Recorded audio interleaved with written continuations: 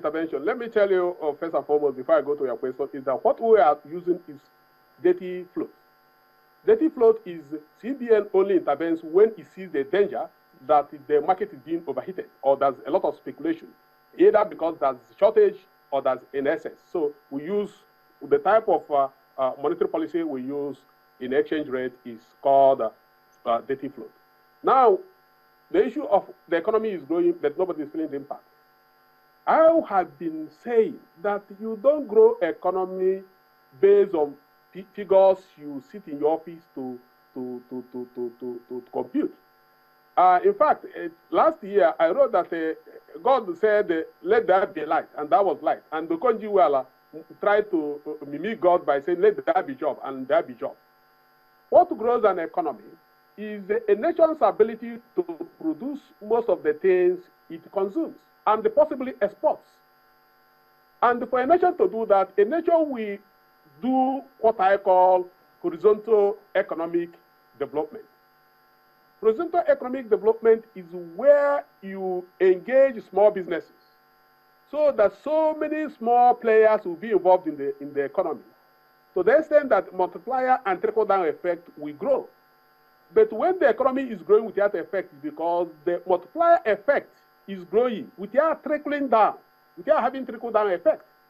So what we have been having is that our economy has been growing because there was a lot of a dollar that was coming in as a result of our high price of oil.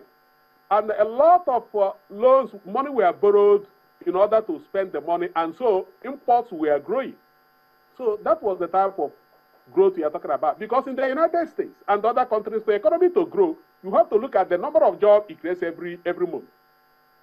And you look at how many businesses are joining, how businesses are growing, and how many small businesses are coming on board.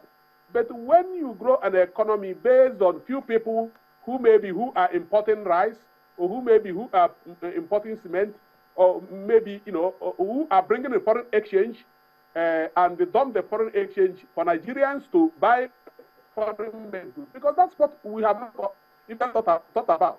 Do you know some foreign exporters, China, India, and Japan, and Nende? Sometimes what they do is that when they say Nigeria, they bring part of their profit and put it in our banks, so that to ensure that we have more money to import these goods. Okay. So that's what we have been going through since. Mr. Nwegbara, when we talk about macroeconomic policies, it's in the purview of the CBN. Would you say that the central bank has been alive to its responsibilities, not just recently, just looking back? No, I've been one of the forefront critics of CBN. The CBN monetary policy, especially interest rate policy, have been very, very bad for the economy. In fact, it has been anti-development, anti-investment, and anti-jobs. Because it's only in countries like Nigeria that the Central Bank of Nigeria meets with the bankers committee, and the fixed interest rate are so high, but then fights inflation.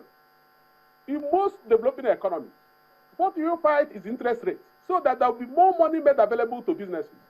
And then you allow inflation to grow to some extent, because you need certain quantity of money in circulation in order for small businesses to have access to low cost of money. So that's why I've been saying that CBN is supposed to have done quantitative easing. If CBN has done quantitative easing and still block or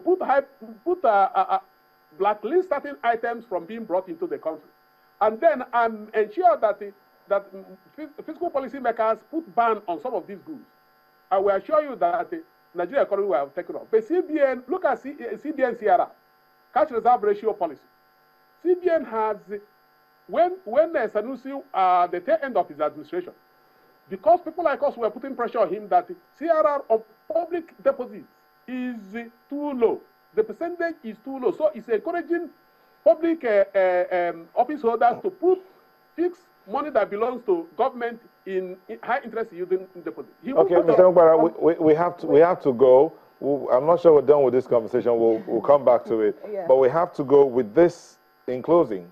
Let's answer these questions by Komolafe Oluwakayode. He says, increasing the exchange rate to $250 naira to a dollar is going to ruin the economy, just as the IMF did in the 1980s. Exchange rates and increased tariff won't improve manufacturing sector in any way. Can we respond to this, the two of you, as we wind down? Let me begin with you. Well, I think he's being stereotyped. What I mean is that you can't just say increasing interest rate, or rather foreign exchange rate to 250 would cause this. You have to also look at the counterpart effect. Okay. Now, why would we want to increase exchange rate to that level if it is not to drive productivity in the economy? Thank you. Mr. Egbara. Yeah. I think that the man, if he's an economist, he's Adam Smith economist. You know, the market determines, whether you like it or not, the market is determining the value of the naira. So who will fix it? If we fix it, where is the dollar to pay? So I think what we are doing is the best thing we have to do, although it's being done very late, but that's the best option. I want interest rate, exchange rate to move to 250 to 300. Look, Nigerians will not die because it will make us to buy locally made goods. Because locally made goods then will become cheaper than imported goods.